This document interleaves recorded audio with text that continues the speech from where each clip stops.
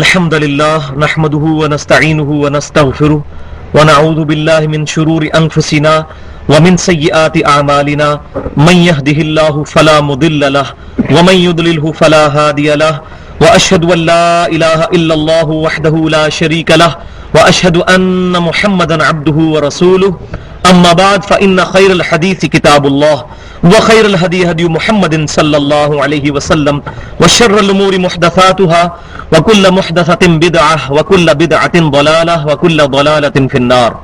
أعوذ بالله السميع العليم من الشيطان الرجيم من همزه ونفخه ونفثه. بسم الله الرحمن الرحيم.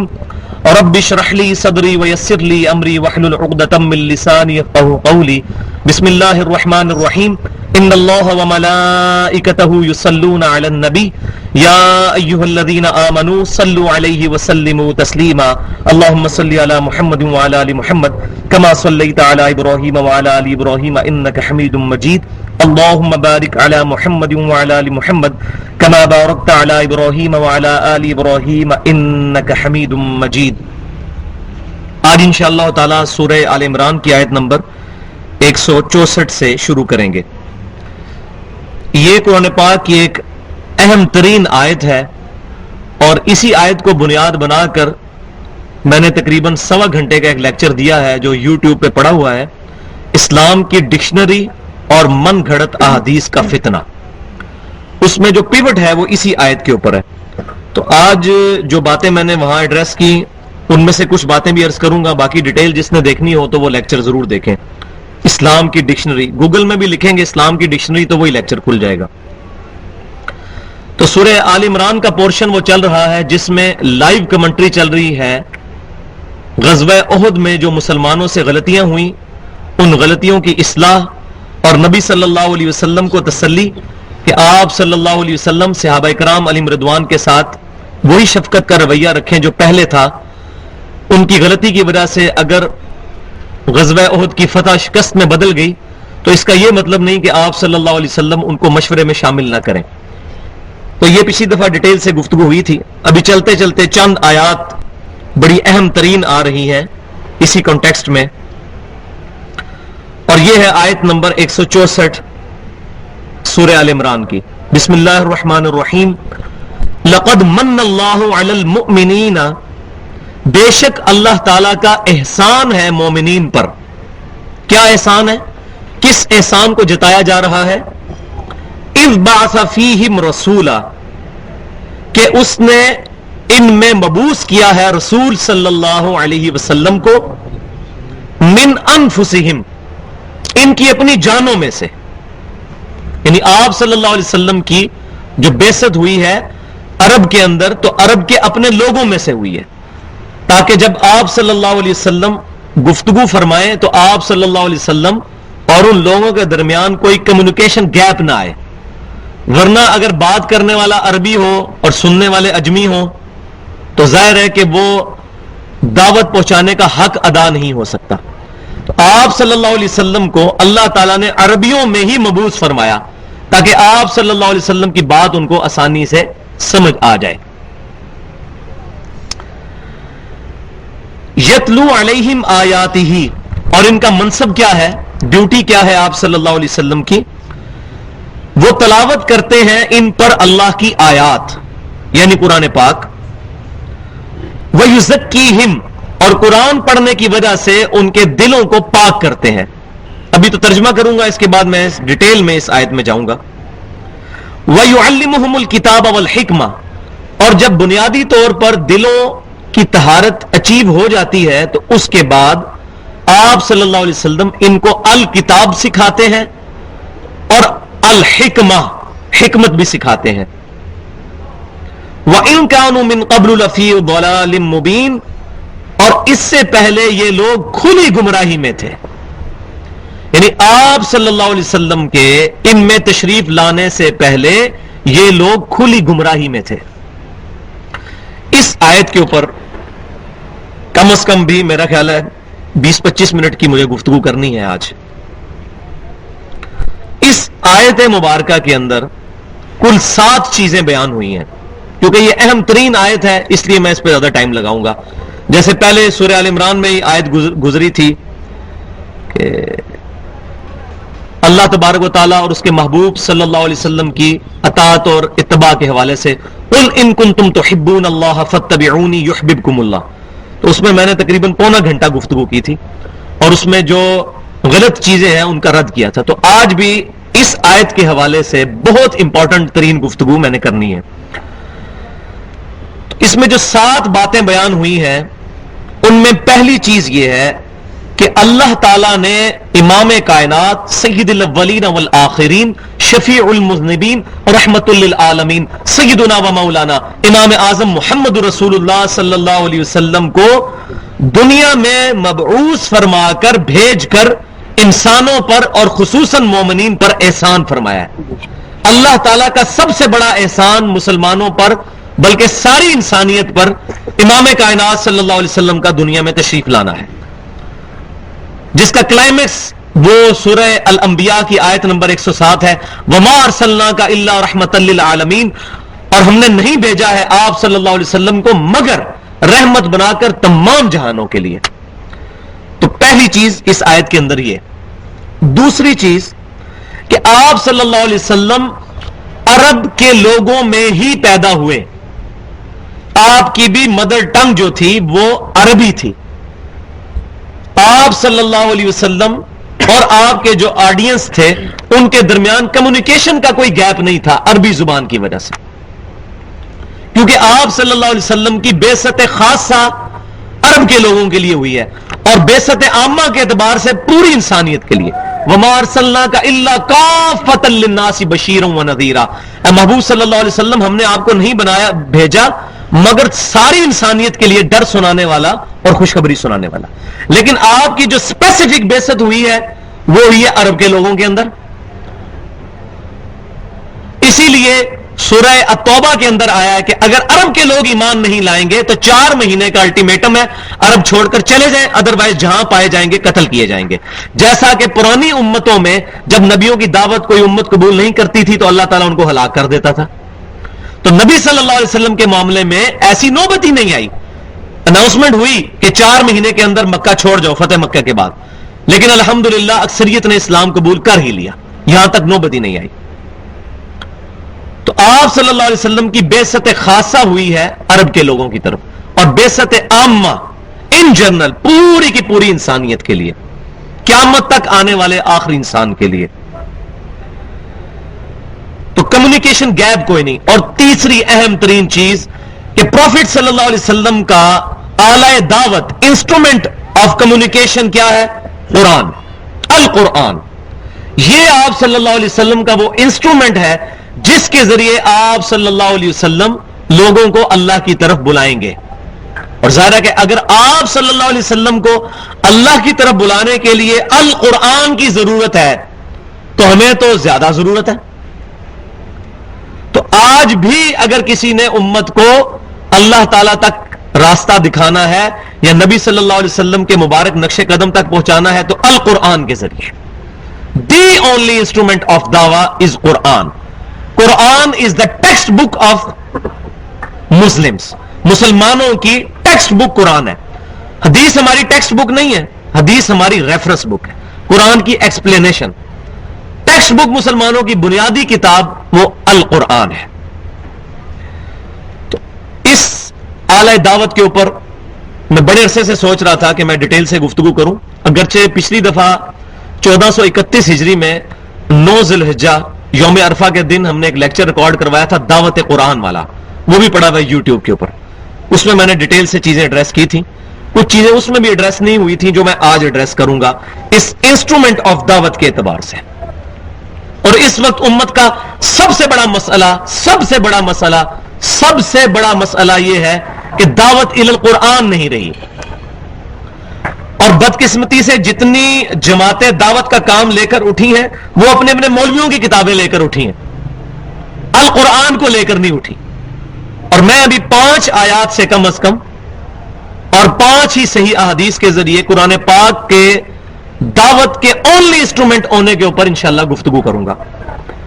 بسم اللہ الرحمن الرحیم. پہلی آیت ہے سورہ یونس میں، یا ایھا الناس، اے تمام انسانوں. قد جاءتکم موعظۃ من ربکم وشفاء لما فی الصدور وہدی ورحمۃ للمؤمنین، بے شک تمہارے پاس آ گیا، قد جاءتکم موعظۃ من ربکم، اللہ کی طرف سے واعظ، وشفاء لما فی الصدور، اور تمہارے دلوں کی بیماریوں کی شفا ہے اس کے اندر۔ دل کی بیماری سے مراد یہ ہارٹ اٹیک نہیں، دل کی بیماری سے مراد سب سے بڑا بیماری جو ہے اس پوری انسانیت کو وہ شرک کی بیماری ہے۔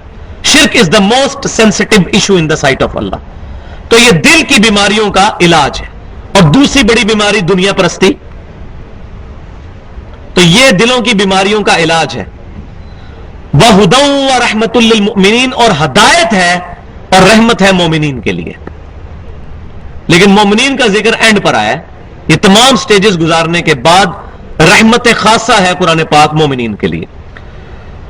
دوسری آیت سورۃ الانعام کے اندر، بسم اللہ الرحمن الرحیم، وَأُوحِيَ إِلَيَّ هَذَا الْقُرْآنُ لِأُنذِرَكُم بِهِ وَمَن بَلَغَ، اے محبوب صلی اللہ علیہ وسلم آپ فرما دیجئے کہ مجھے قرآن اللہ نے اس لیے وحی کیا ہے کہ اس قرآن کے ذریعے میں تمہیں بھی تبلیغ کر دوں، جس تک یہ قرآن پہنچ جائے وہ قرآن کے ذریعے تبلیغ کرے اور اس پر عمل کرے۔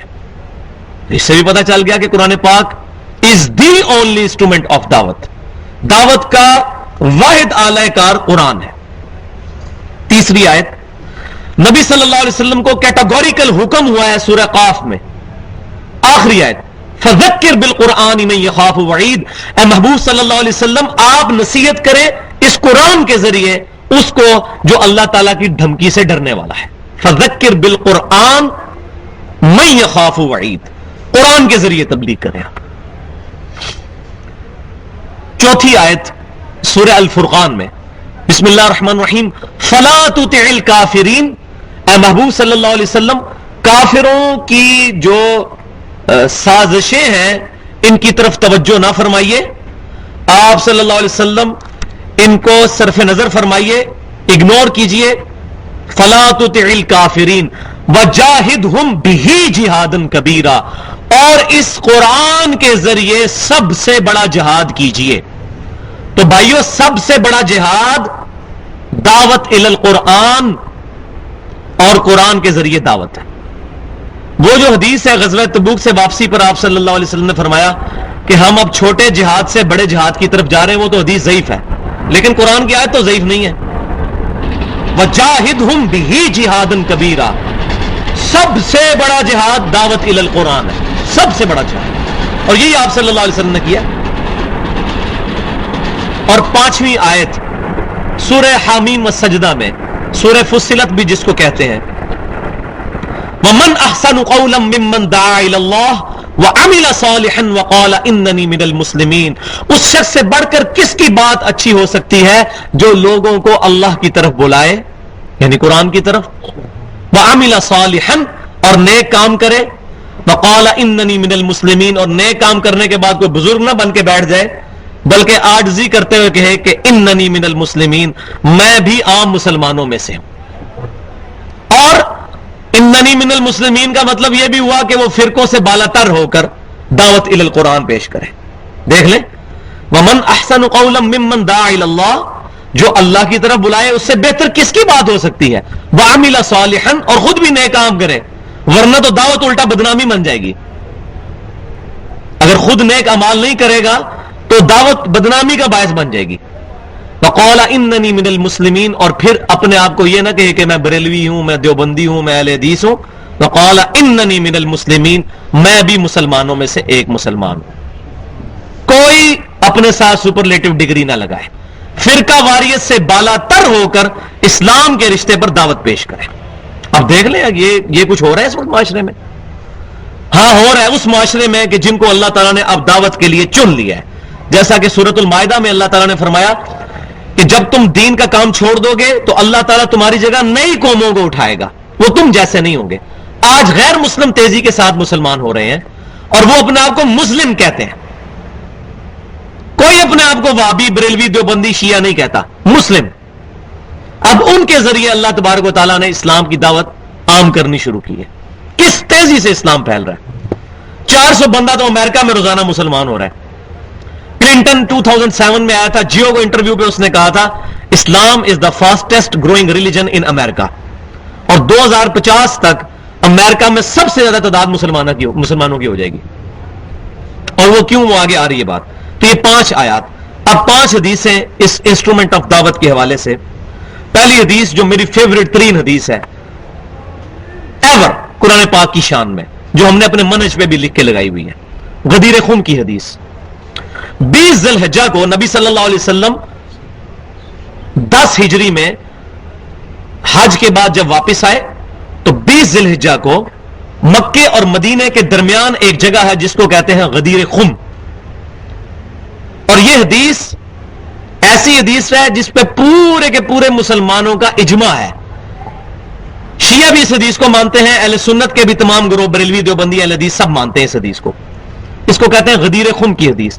غدیر خم وہ گاؤں تھا جہاں آپ صلی اللہ علیہ وسلم نے حج سے واپسی پر مکے اور مدینے کے درمیان ایک خطبہ دیا. یہ خطبہ صحیح مسلم میں کتاب الفضائل چیپٹر میں انٹرنیشنل نمبرنگ کے مطابق 6225، 6226، 6227 اور 6228 4 حدیثیں ہیں یکے بعد دیگرے صحیح مسلم کے اندر غدیر خم کی حدیثیں.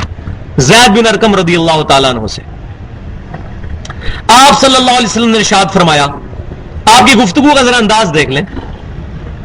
اے لوگوں آگاہ ہو جاؤ، میں بھی ایک انسان ہوں. قریب ہے کہ رب کا قاصد یعنی موت کا فرشتہ میرے پاس آئے اور میں اس کی دعوت قبول کر لوں.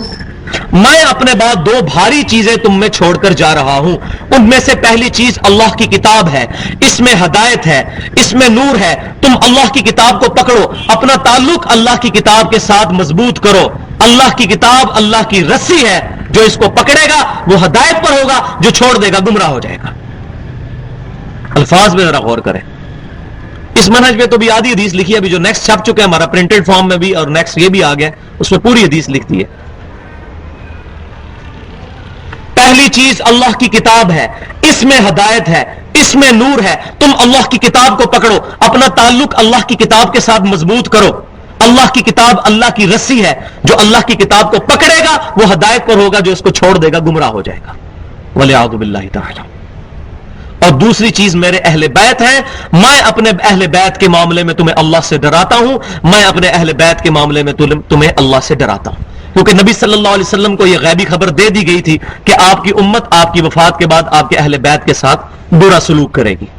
لہذا جو لوگ بھی اہل بیت کے ساتھ ظلم میں شریک ہیں، سیدنا حسین کو ڈائریکٹلی قتل کرنے والے عبید اللہ ابن زیاد یا انڈائریکٹلی اس کو گورنر مقرر کرنے والا یزید بن معاویہ، ہم دونوں کا معاملہ اللہ کے سپرد کرتے ہیں. ہم ان سے کوئی محبت نہیں کرتے.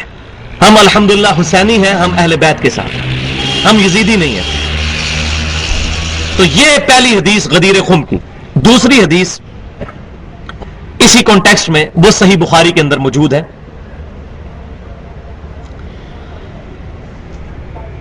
عبداللہ بن ابی اوفا رضی اللہ تعالی عنہ، ان سے سیدنا طلحہ رحمۃ اللہ علیہ نے پوچھا، اور یہ حدیث نبی صلی اللہ علیہ وسلم کے وفات کے چیپٹر میں ہے، کتاب المغازی میں،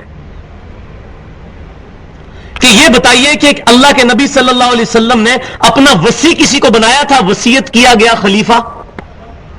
تو آپ رضی اللہ تعالیٰ عنہ نے کیٹاگوریکل ڈینائی کرتے ہوئے فرمایا، نہیں، نبی صلی اللہ علیہ وسلم نے اپنا خلیفہ کسی کو نہیں بنایا. البتہ آپ صلی اللہ علیہ وسلم نے ہمیں قرآن کے مطابق عمل کرتے رہنے کی وصیت فرمائی تھی. تو آپ صلی اللہ علیہ وسلم کا وصی قرآن ہے. سیدنا ابوبکر صدیق رضی اللہ تعالیٰ عنہ کو صحابہ کرام نے اجماع کے طور پر چنا تھا، ورنہ صحابہ کرام میں جو شروع میں اختلاف ہوا بخاری مسلم میں ملتا ہے، سعد بن عبادہ رضی اللہ تعالیٰ عنہ نے اپنی بیعت لینی شروع کر دی. انہوں نے اناؤنسمنٹ کی کہ میری بیعت کی جائے. تو اگر نبی صلی اللہ علیہ وسلم نے واضح طور پر اعلان فرمایا ہوتا، کسی صحابی کی جرأت ہی نہ ہوتی کہ سیدنا ابوبکر صدیق کے خلاف کرتا. صحیح مسلم میں حدیث ہے، اما عائشہ رضی اللہ تعالیٰ عنہ سے پوچھا گیا، بتائیے اگر اللہ کے نبی کسی کو خلیفہ بناتے تو کس کو بنا کر جاتے؟ تو آپ رضی اللہ تعالیٰ عنہ نے فرمایا کہ میرا خیال ہے کہ ابو بکر کو بنا کے جاتے، لیکن بنایا نہیں ہے. صحیح بخاری میں کتاب المغازی میں نبی صلی اللہ علیہ وسلم کی وفات کے چیپٹر میں حدیث موجود ہے کہ سیدہ عائشہ کو کسی نے کہا کہ نبی صلی اللہ علیہ وسلم نے تو حضرت علی کو خلیفہ بنایا تھا. تو آپ رضی اللہ تعالیٰ عنہ نے کہا نبی صلی اللہ علیہ وسلم نے اپنا خلیفہ کسی کو نہیں بنایا تھا. صحیح بخاری میں موجود ہے، سیدنا عمر رضی اللہ تعالیٰ عنہ نے اپنی شہادت کے دن فرمایا، اگر میں خلیفہ مقرر کرتا ہوں تو میں اس شخص کی سنت پر عمل کرتا ہوں جو مجھ سے بہتر ہے، یعنی ابو بکر رضی اللہ تعالیٰ عنہ. اور اگر میں اپنا خلیفہ کسی کو نہیں بناتا تو میں اس کی سنت پہ عمل کرتا ہوں جو ابو بکر سے بھی بہتر ہے. تو صحابہ کہتے ہیں ہم سمجھ گئے کہ سیدنا عمر حضور صلی اللہ علیہ وسلم کی سنت پر عمل کرتے ہوئے اپنا خلیفہ کسی کو نہیں بنائیں گے. یہ تینوں حدیثیں میں نے اس لیے بتائی کہ عمر اہل سنت میں بھی بعض لوگوں کو یہ باتیں نہیں پتا، تو ان کے پیٹ میں درد شروع ہو جاتی ہے کہ یہ اس نے کیا کہہ دیا کہ سیدنا ابو بکر صدیق رضی اللہ تعالیٰ عنہ کو نبی صلی اللہ علیہ وسلم نے خلیفہ نہیں بنایا. تو نہیں بنایا بھائی. نمازیں پڑھانا اس چیز کی دلیل نہیں ہے. صحیح بخاری میں اگر یہ حدیث ہے کہ حضور کے بیماری کے ایام میں سیدنا ابو بکر نے نمازیں پڑھائی، تو مسند امام احمد اور جامعہ ترمذی میں یہ حدیث ہے کہ نبی صلی اللہ علیہ وسلم نے فرمایا علی کو کہو نماز پڑھائے، علی کے علاوہ سارے دروازے بند کر دو. تو حضور کی بیماری کے دنوں میں سیدنا علی نے بھی نمازیں پڑھائی ہیں اور سیدنا ابو بکر نے بھی پڑھائی ہیں. لہٰذا یہ کوئی ڈائریکٹلی دلیل نہیں ہے ان کو وسیع بنانے کی. تو یہ میں نے تھوڑی علمی گفتگو کی اس حوالے سے. تو نبی صلی اللہ علیہ وسلم کا وسیع ہے قرآن، القرآن، اور یہ لاجیکل ہے. پروفٹ صلی اللہ علیہ وسلم معصوم تھے. معصوم کا جانشین معصوم ہی ہو سکتا ہے، صحابی معصوم تو نہیں ہے. اہل سنت کا اجماعی عقیدہ ہے کہ انبیاء کرام کے علاوہ کوئی شخص معصوم نہیں ہے، کوئی بھی ہو. تو نبی صلی اللہ علیہ وسلم جس کو خلیفہ بنا کے جاتے اس کے لیے لازمی تھا کہ وہ معصوم ہوتا. تو آپ صلی اللہ علیہ وسلم نے اسی لیے القرآن کو اپنا وسیع بنایا جو معصوم ہے، جس میں غلطی نہیں ہے. اِنَّا نَحْنُ نَزَّلْنَا الذِّكْرَ وَإِنَّا لَهُ لَحَافِظُونَ. اس القرآن الذکر کو ہم نے یاد دہانی کو نازل کیا، ہم اس کی حفاظت فرمانے والے ہیں. اور تیسری حدیث بخاری اور مسلم کی متفق علیہ حدیث ہے. امام کائنات صلی اللہ علیہ وسلم نے فرمایا فضائل قرآن کے چیپٹر میں کہ تمام نبیوں پر ایمان لانے والے لوگوں کی تعداد ڈپینڈ کرتی ہے اس نبی کو دیے گئے معجزے پر. مجھے اللہ تعالیٰ نے سب سے بڑا معجزہ القرآن دیا ہے. میں اللہ سے امید کرتا ہوں سب سے زیادہ جنت میں جانے والے امتی میری امت سے ہوں گے، کیونکہ میرا معجزہ سب سے بڑا ہے. آج سیدنا موسیٰ علیہ السلام کا عصا مجھے مل جائے یا آپ کو مل جائے یا امام کعبہ کو مل جائے، وہ سانپ بن سکتا ہے؟ لیکن یہ القرآن صحابہ کرام کے پاس بھی معجزہ، ہمارے پاس بھی معجزہ، قیامت تک آنے والے آخری انسان کے ہاتھ میں معجزہ. مسلمان نہیں، انسان. پلین ٹروتھ میگزین ہے امریکہ کا، جس کے فگرز ہیں کہ 11 ستمبر 2001 کے بعد 9 مہینے میں 40,000 امریکنز نے قرآن کا ترجمہ انگریزی میں پڑھ کے اسلام قبول کیا. 36,000 امریکنز نے 9 مہینے میں. تو انہوں نے کسی مولوی سے تو نہیں پڑھا، انگریزی میں ترجمہ پڑھا. لیکن پاکستان کا مولوی کہتا ہے اللہ ماشاء اللہ قرآن حدیث ڈائریکٹ نہ پڑھو گمراہ ہو جاؤ گے. کوئی قرآن حدیث پڑھیں گے تو ظاہر ہے ان کے نظریات کے خلاف چلیں گے، تو کیسا پڑھنے دیں گے؟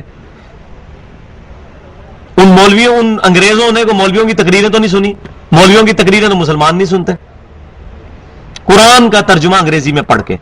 لہذا وہ جو حدیث کہ میرا معجزہ سب سے بڑا ہے، مجھ پہ ایمان لانے والے بھی سب سے زیادہ ہوں گے، بخاری اور مسلم کی متفق علیہ حدیث ہے کہ آدھے جنتی نبی صلی اللہ علیہ وسلم کی امت سے ہوں گے، آدھے جنتی کم از کم اس القرآن معجزے کی وجہ سے.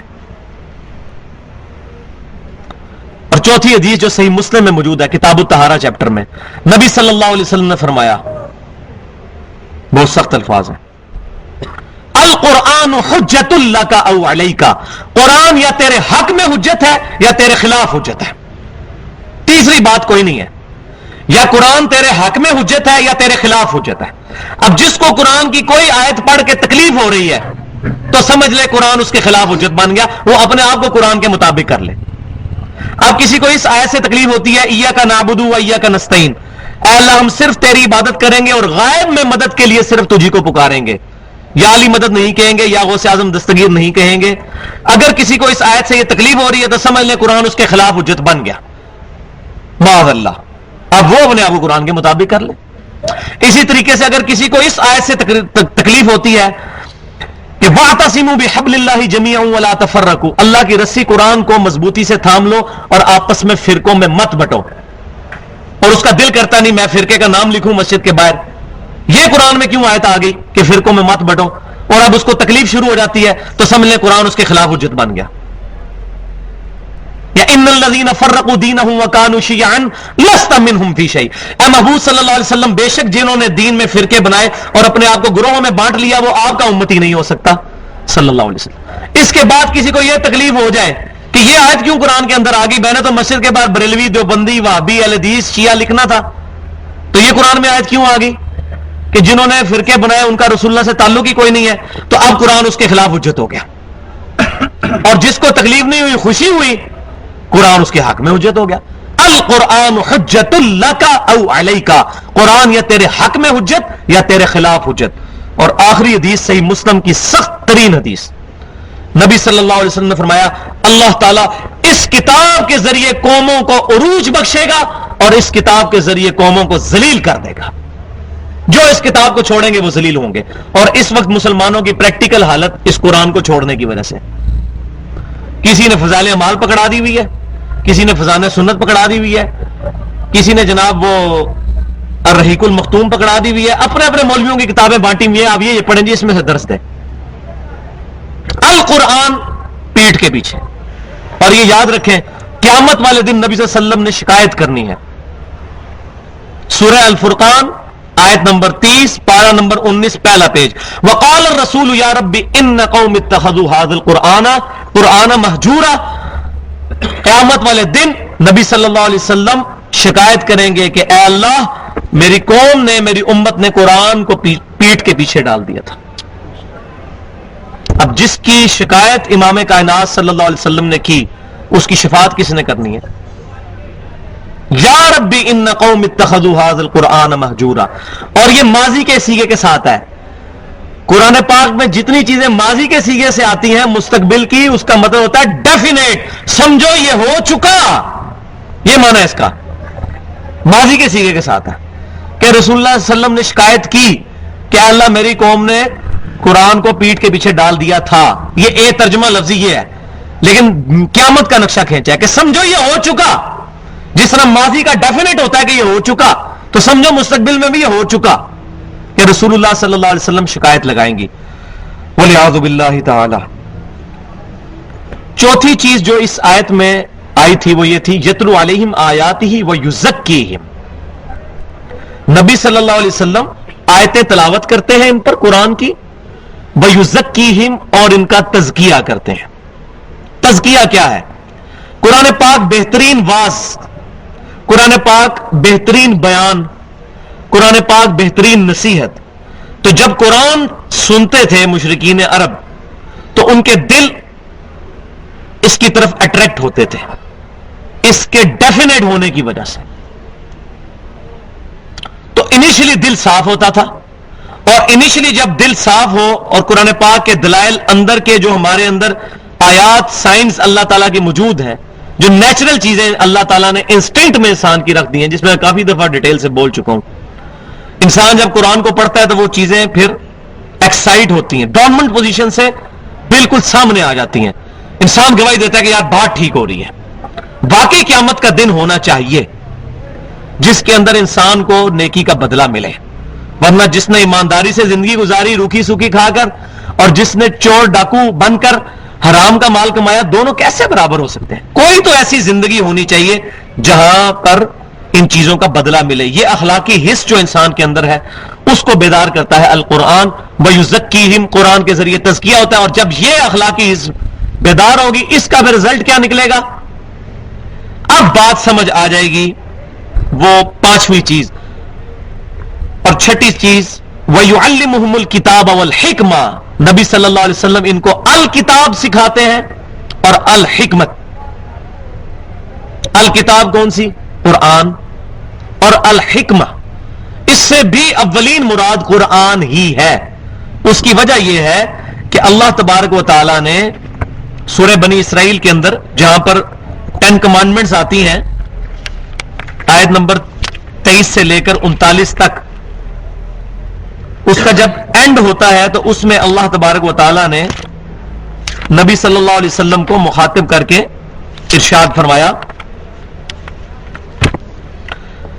آیت نمبر 39 سورہ بنی اسرائیل میں، ذَلِكَ مِمَّا أَوْحَى إِلَيْكَ رَبُّكَ مِنَ الْحِكْمَةِ، اے محبوب صلی اللہ علیہ وسلم یہ ہے وہ حکمت کی باتیں جو اللہ تعالیٰ نے آپ کو وحی کی۔ وہ جو 10 حکمت کی باتیں ہیں جو ہم نے پمفلٹ میں بھی شائع کر دی ہیں 10 کمانڈمنٹس کے نام سے، وَقَضَىٰ رَبُّكَ أَلَّا تَعْبُدُوا إِلَّا إِيَّاهُ وَبِالْوَالِدَيْنِ إِحْسَانًا، یہ والی۔ تو اس کے اینڈ میں آیا کہ یہ ہے حکمت کی باتیں جو ہم آپ صلی اللہ علیہ وسلم کی طرف وحی کرتے ہیں۔ تو قرآن پہلی حکمت، اور دوسرے نمبر پر ہے سنت۔ اہل سنت کی جتنی بھی تفاسیر ہیں، ابن جریر سے لے کر ابن کثیر تک، تمام میں اس آیت کے تحت الحکمت سے مراد سنت، اور یہ الحمدللہ اہل سنت کا اجماعی عقیدہ ہے۔ یہ اہل سنت فرقے کا نام نہیں میں لے رہا، اہل سنت فکر کا۔ اہل سنت اگر کسی نے فرقہ بنایا ہوا ہے نا تو وہ بھی اس آیت میں داخل ہے، اور رسول اللہ صلی اللہ علیہ وسلم کا امتی نہیں ہے۔ اہل سنت فکر مسلمان، اہل سنت فکر۔ جب ہم اہل سنت فکر کی بات کرتے ہیں، یعنی وہ لوگ جو صحابہ کرام کے ساتھ محبت رکھتے ہیں اور ان کے بارے میں بد عقیدگی نہیں رکھتے، روافض کے اگینسٹ اہل سنت کی فکر مسلمان، تو ان کا یہ اجماعی عقیدہ ہے کہ الحکمت سے مراد سنت بھی ہے۔ تو دو سورس آف نالج ہیں اسلام میں بنیادی، کتاب اللہ اور سنت۔ یہ بڑی امپورٹنٹ بات ہے۔ نبی صلی اللہ علیہ وسلم نے حجۃ الوداع کے موقع پر اپنی وفات سے 3.25 مہینے پہلے میدان عرفات میں خطبہ دیا، المستدرک للحاکم میں، انٹرنیشنل نمبرنگ کے مطابق 318 نمبر حدیث ہے، کتاب العلم چیپٹر میں۔ اے لوگو، میں اپنے بعد تم میں 2 ایسی چیزیں چھوڑ کر جا رہا ہوں، ان کو مضبوطی سے پکڑ لو گے، کبھی گمراہ نہیں ہوگے۔ ایک اللہ کی کتاب اور دوسرے اس کے رسول صلی اللہ علیہ وسلم کی سنت۔ یہ آپ صلی اللہ علیہ وسلم کا میدان عرفات کے اندر خطبہ تھا۔ 2 چیزیں، اللہ کی کتاب اور اس کے رسول صلی اللہ علیہ وسلم کی سنت، الکتاب اور الحکمہ، اور فرمایا کہ تم کبھی گمراہ نہیں ہوگے اگر ان 2 چیزوں کو پکڑ لو گے۔ تو اس حدیث سے یہ پتا چلا کہ ایبسولوٹ سورس آف اسلام 2 ہیں بنیادی، کتاب اللہ اور سنت رسول صلی اللہ علیہ وآلہ وسلم۔ اسی کو میں نے نام دیا ہے اسلام کی ڈکشنری، جس میں پورا لیکچر پڑا ہوا ہے یوٹیوب پہ اسلام کی ڈکشنری کے نام سے۔ اسلام کے آئی کی اور ڈکشنری لکھیں آگے تو گوگل میں بھی کھل جائے گا، اسلام کی ڈکشنری، آج سے 2-2.5 سال پہلے۔ تو انگریزی میں محاورہ بولا جاتا ہے ڈکشنری از آلویز اتھارٹی، ہمیشہ ڈکشنری اتھارٹی ہوتی ہے۔ بٹ کے سپیلنگ BUT بٹ ہے یا BAT بٹ ہے یا BOT بٹ ہے، یہ ڈکشنری فیصلہ کرے گی، کوئی PhD نہیں فیصلہ کرے گا۔ اسی طریقے سے کتاب و سنت فیصلہ کرے گی کہ بات کس کی ٹھیک ہے، کوئی عالم فیصلہ نہیں کرے گا۔ ہاں، عالم کی بات کتاب و سنت کے مطابق ہوگی تو ٹھیک ہے، ہمارے سر پہ، اگر کتاب و سنت کے خلاف ہوگی پھر ایکسپٹ نہیں کی جائے گی۔ تو اسلام کی ڈکشنری الکتاب اور الحکمہ، قرآن اور سنت ہے، اور فرمایا کبھی گمراہ نہیں ہوگے۔ اب مزے کی بات سنیں، جن کو نیند آ رہی ہے اپنی آنکھیں کھول لیں، کہ پاکستان میں، ہندوستان میں، بنگلہ دیش، اس سب کانٹیننٹ میں مولویوں کی اکثریت کہتی ہے قرآن حدیث ڈائریکٹ نہ پڑھنا، گمراہ ہو جاؤ گے، اور نبی صلی اللہ علیہ وسلم بیان فرما رہے ہیں کہ جو کتاب اللہ اور سنت کو پکڑ لے گا کبھی گمراہ نہیں ہوگا۔ دیکھ لیں آپ کتنی اپوزٹ، 180 ڈگری بات ہے۔ یہ میں آپ کو مولویوں کا اصلی چہرہ بتا رہا ہوں، علماء سے پوچھیں، علماء سے سیکھیں، ضرور پوچھیں۔ فَاسْأَلُوا أَهْلَ الذِّكْرِ إِن كُنتُمْ لَا تَعْلَمُونَ، اگر تمہیں علم نہیں تو اہل علم سے پوچھو، لیکن اہل علم سے یہ پوچھنا ہے کہ بتائیں اللہ نے کیا فرمایا، رسول اللہ نے کیا فرمایا صلی اللہ علیہ وسلم، یہ نہیں کہ آپ کے بزرگ کیا کہتے ہیں اور آپ کیا فرماتے ہیں بیچ اس مسئلہ کے، یہ نہیں۔ تو آپ جو کچھ فرما کے گئے ہوئے ہیں تو آپ کو پتا ہے بزرگوں نے کیا کچھ کیا ہے، وہ اندھا دھند پیروی کا انجام آپ پڑھ لیں تو آپ کو پتا چل جائے گا۔ اپنے ناموں کے کلمے پڑھوائے ہوئے ہیں، کسی نے پڑھوایا لا الہ الا اللہ اشرف علی تھانوی رسول اللہ، کسی نے پڑھایا لا الہ الا اللہ چشتی رسول اللہ، کسی نے پڑھایا لا الہ الا اللہ شبلی رسول اللہ۔ تو آپ بزرگوں سے پوچھیں گے تو پھر یہی ملے گا۔ اور بخاری مسلم میں حدیث ہے متفق علیہ، اسلام کی بنیاد 5 چیزوں پر ہے۔ پہلی چیز ہے کہ تم گواہی دو لا الہ الا اللہ وان محمد رسول اللہ صلی اللہ علیہ وسلم، بنیاد یہ ٹا کے رکھ دی ہے۔ تو یہ 2 چیزیں ہیں بنیادی۔ اور آخری بات جو اس آیت میں آئی تھی، وَإِن كَانُوا مِن قَبْلُ لَفِي ضَلَالٍ مُبِينٍ، کتاب و سنت کے آنے سے پہلے اور ہمارے محبوب صلی اللہ علیہ وسلم کے تشریف لانے سے پہلے تم کھلی گمراہی میں تھے۔ کس کو کہا جا رہا ہے؟ صحابہ کرام۔ تو آج بھی کتاب و سنت ہماری زندگی میں نہیں آئے گی، ہم کھلی گمراہی میں ہیں، سیدھی سی بات ہے، 2 + 2 4 کے برابر، راکٹ سائنس نہیں ہے۔ صحابہ کرام کو کہا جا رہا ہے کہ نبی صلی اللہ علیہ وسلم اور اللہ کی کتاب اور آپ کی سنت کے آنے سے پہلے تم کھلی گمراہی میں تھے۔ آج بھی مسلمان یا انسانیت اس کو اڈاپٹ کرنے کے بغیر کھلی گمراہی میں ہے۔ اور وہ آپ صلی اللہ علیہ وسلم کی صحیح مسلم میں حدیث ہے. آپ صلی اللہ علیہ وسلم جب بھی جمعے کا خطبہ دیا کرتے, کتاب الجمعہ چیپٹر صحیح مسلم میں, آپ صلی اللہ علیہ وسلم جابر بن عبداللہ رضی اللہ تعالیٰ عنہ کہتے ہیں, ارشاد فرمایا کرتے, حمد و صلات کے بعد آپ فرماتے اما بعد فإن خیر الحدیث کتاب اللہ, جو میں نے خطبہ پڑھا یہ صحیح مسلم میں حدیث ہے, آگاہ ہو جاؤ کہ سب سے بہترین کلام اللہ کی کتاب ہے, وخیر الہدی ہدی محمد صلی اللہ علیہ وسلم, اور ہدایت یافتہ راستہ محمد صلی اللہ علیہ وسلم کا ہے. وہی دو باتیں کتاب اور سنت. وشر الامور محدثاتها, بدترین کام وہ ہیں جو دین میں نئے جاری کیے جائیں. وکل محدثۃ بدعہ, تمام نئے جاری شدہ کام دین کے اندر, دنیا میں نہیں, دین کے کاموں میں وہ گمراہیاں ہیں. وکل بدعۃ ضلالہ, وہ بدعتیں ہیں اور تمام بدعتیں گمراہیاں ہیں. وکل ضلالۃ فی النار, اور تمام گمراہیاں دوزخ میں لے جانے والی ہیں. مسند امام احمد اور سنن نسائی میں بھی یہ موجود ہے حدیث. یہاں بھی دو باتیں کہ اس کے بعد گمراہی ہے کتاب اور سنت کو چھوڑ کر. لیکن یہاں ایک میں بات ایڈریس کر دوں کہ کتاب اور سنت میں اب جو چیز بھی آئے گی وہ کتاب و سنت کی طرح ماننی ہوگی.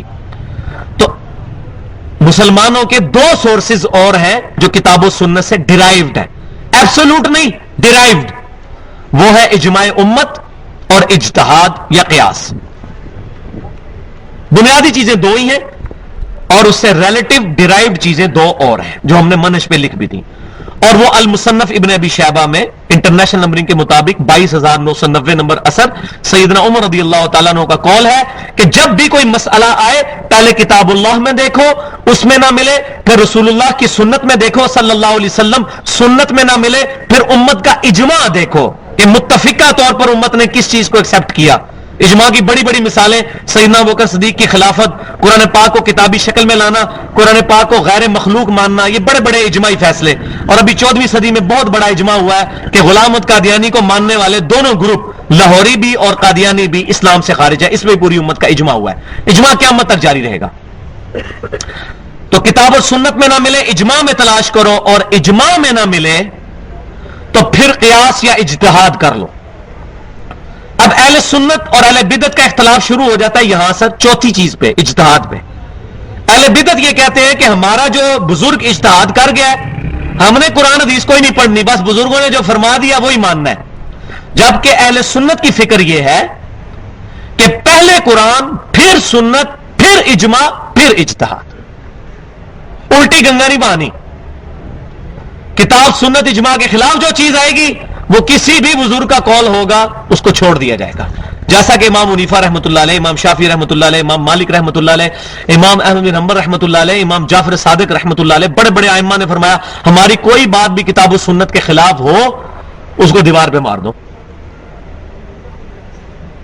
تو ایبسولوٹ کتاب اور سنت اور ڈیرائیوڈ دو چیزیں, اجماع امت اور اجتہاد. اور یہ قول جو سیدنا عمر کا ہے صحیح سند کے ساتھ سنن دارمی کے مقدمے میں بھی موجود ہے.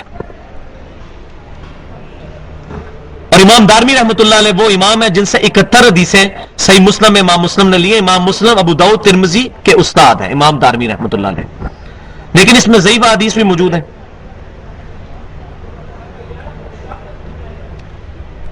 اب آخر میں اسی آیت کے کانٹیکسٹ میں حدیث کی کتابوں کے اوپر تھوڑی سی گفتگو میں ضروری سمجھ رہا ہوں. قرآن و حدیث تو ساری بات کرتے ہیں, لیکن وہ کون سی کتابیں ہیں جن پر امت کا اتفاق ہے قرآن کے بعد حدیث کی کتابوں پر.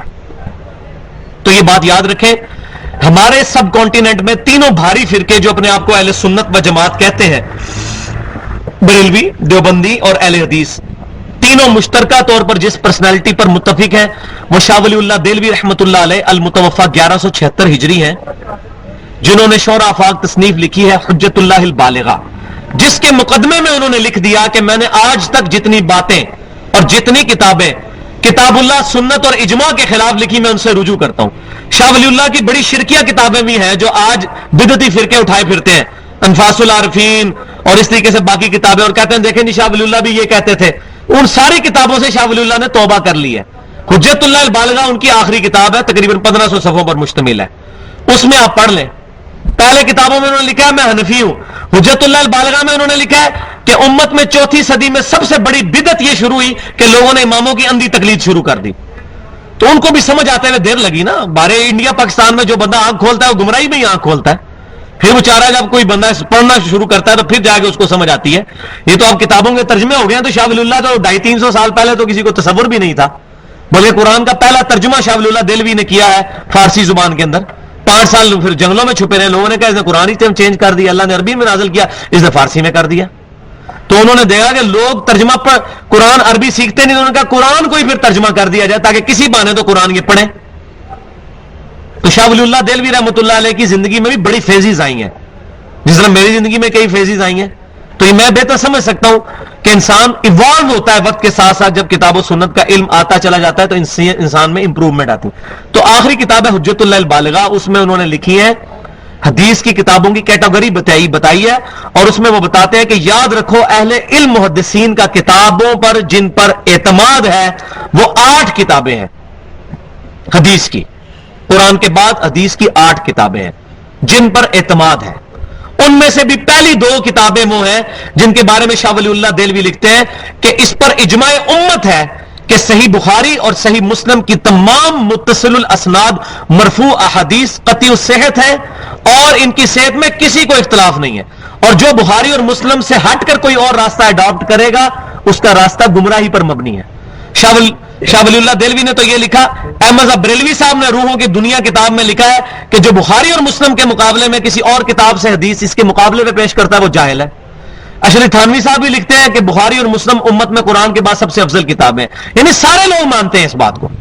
وہ 8 کتابیں کون سی ہیں اور وہ 8 کتابیں کب لکھی گئیں؟ اس مبارک دور میں جس کی نبی صلی اللہ علیہ وسلم نے سب سے بہترین ہونے کی پروفیسی فرمائی تھی.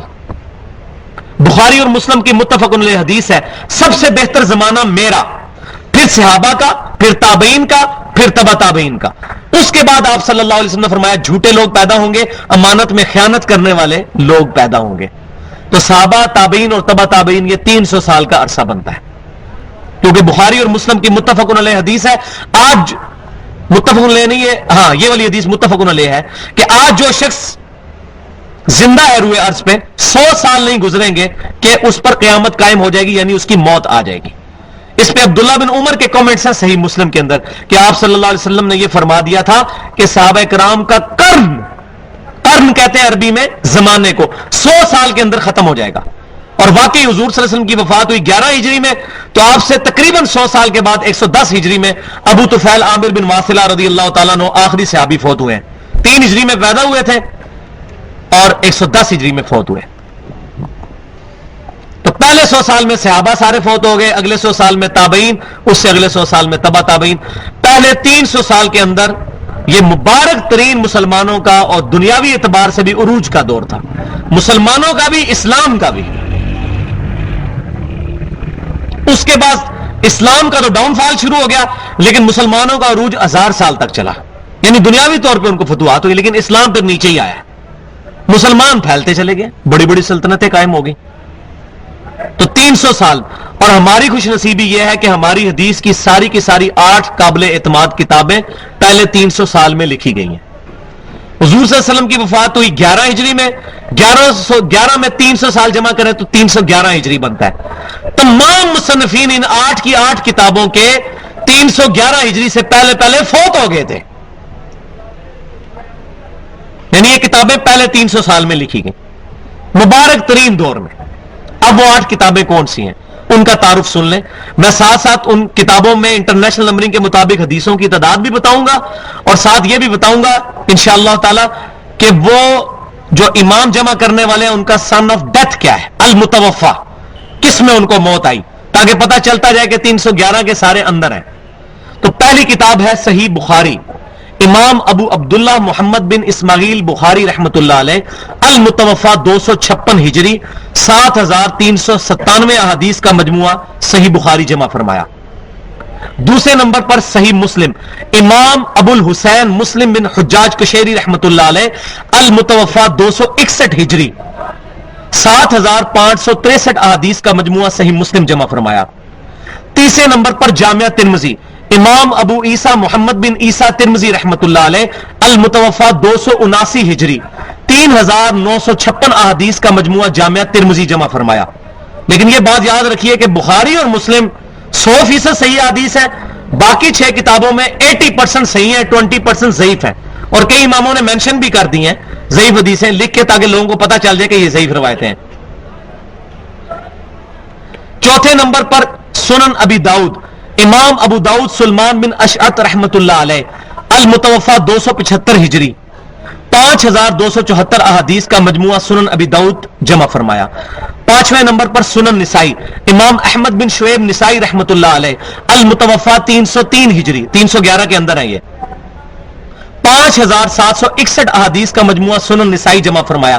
چھٹے نمبر پر سنن ابن ماجہ، امام محمد بن یزید ابن ماجہ رحمت اللہ علیہ، المتوفى 273 ہجری، 4341 احادیث کا مجموعہ سنن ابن ماجہ جمع فرمایا۔ یہ 6 کتابیں صحیح ستہ بھی کہتے ہیں ان کو، ویسے صحیح ستہ کی ٹرمنالوجی غلط ہے، 2 پہلی ہیں ان کو کہتے ہیں صحیح ہیں، اور باقی 4 کو سنن اربع، 4 سنت کی کتابیں، کیونکہ وہ صحیح ہیں نہیں ہے، ان میں ضعیف روایتیں بھی ہیں۔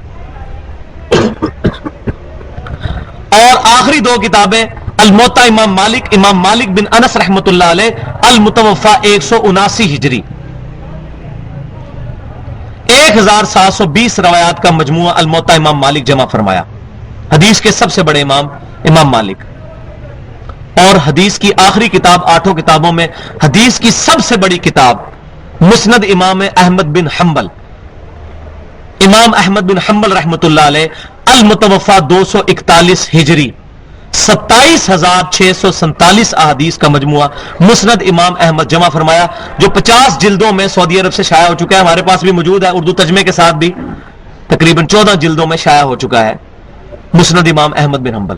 لیکن صحیح ترین جو کتابیں ہیں وہ پہلی 2 ہی ہیں جن میں ساری حدیثیں صحیح ہیں، باقی 6 کتابوں کے اندر ضعیف روایات بھی ہیں، لیکن 80% صحیح احادیث موجود ہے۔ تو یہ ہے اسلام کی ڈکشنری، 9 کتابیں، القرآن ٹیکسٹ بک، اور یہ 8 کتابیں ریفرنس بک۔ ہمارے دین کے تقریباً 99% مسائل ان کتابوں میں کور ہو جاتے ہیں الحمدللہ۔ تو یہ مکمل تعارف اس کانٹیکسٹ میں ہوا، اور یہ اس آیت کے اوپر اتنی لمبی گفتگو کرنا ضروری تھی، کیونکہ میں کوشش کر رہا ہوں کہ جب یہ ساری باتیں آ رہی ہیں تو ریکارڈنگ، پتہ نہیں زندگی ہے یا نہیں یہ تمام چیزیں ریکارڈ ہو سکیں، تو تقریباً 1000 لیکچرز میں یہ قرآن مکمل ہوگا۔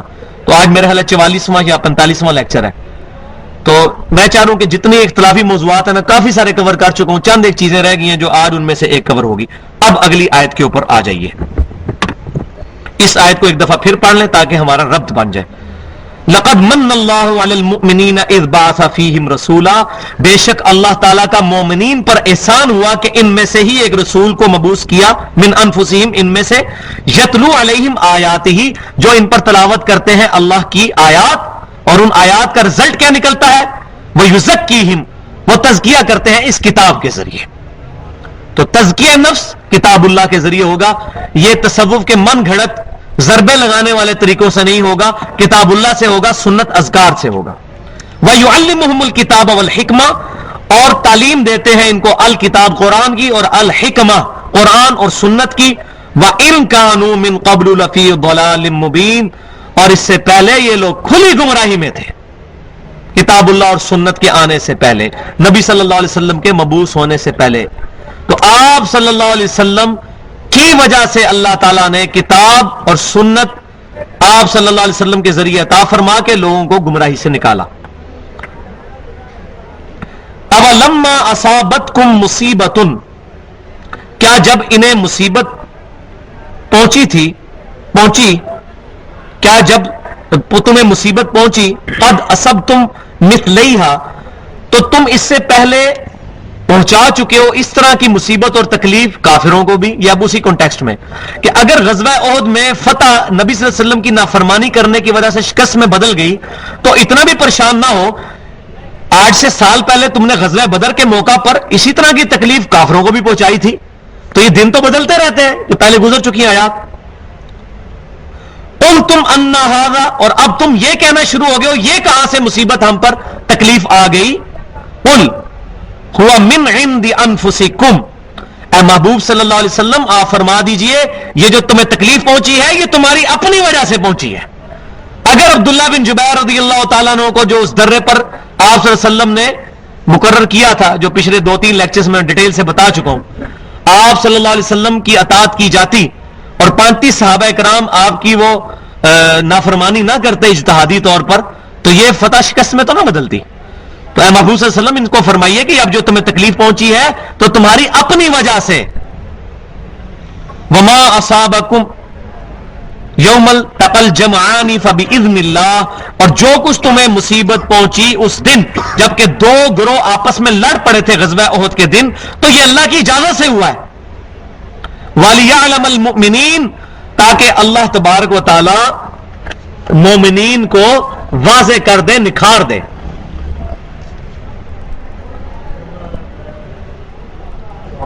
اچھا وہ پچھلا رہ گیا.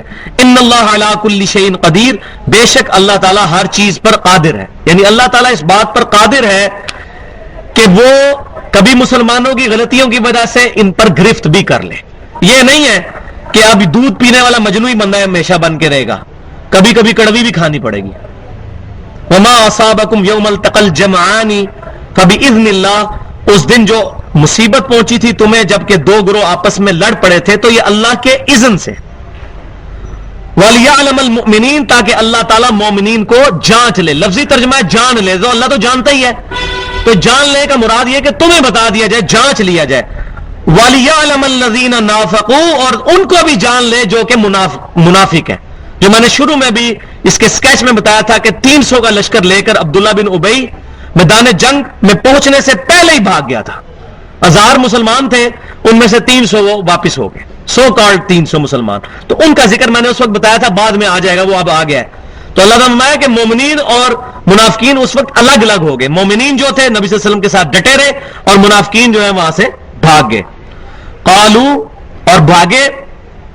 وقیل لهم تعالوا قاتلوا فی سبیل اللہ، اور ان سے جب منافقین سے کہا گیا کہ آؤ اللہ کی راہ میں قتال کرو، او ادفعوا، یا بچاؤ کرو. قالوا لو نعلم قتالا لاتبعناکم، اگر ہمیں یہ یقین ہوتا کہ جنگ ہوگی تو ہم ضرور تمہارے ساتھ چلتے. یعنی وہ راستے سے واپس ہوئے اور انہیں مسلمانوں کو یہ کہنا شروع کر دیا یہ ساری نورہ کشتی ہے. یہ کیسے ہو سکتا ہے؟ نبی صلی اللہ علیہ وسلم خود قریش ہیں، وہاں سے قریش لڑنے آ رہے ہیں، رشتہ دار ہیں، ادھر بیٹا ہے تو ادھر باپ ہے، ادھر باپ ہے تو ادھر بیٹا ہے. تو یہ نورہ کشتی ہونے لگی ہے. ہم کیوں بیچ میں مدینے والے لوگ مارے جائیں؟ یہ مکے والوں کے درمیان ہے، یہ نورہ کشتی پتہ نہیں لڑائی ہوتی بھی ہے کہ نہیں، لیکن اندر سے بےایمانی تھی، وہ جان دینا نہیں چاہتے تھے. تو انہوں نے کہنا شروع کر دیا کہ ہم جانتے ہیں اگر ہمیں پتہ ہوتا نا جنگ ہونی ہے تو ہم ضرور مدینے کا دفاع کرتے. ہم للکفر یومئذ اقرب منہم للایمان، وہ اس دن کفر کے زیادہ نزدیک تھے ایز کمپیئر ٹو ایمان. یعنی مومن نہیں تھے اس دن، وہ جو یہ بات کر رہے تھے وہ کفر کے قریب پہنچ چکے تھے، ایمان سے تو بہت دور جا چکے تھے.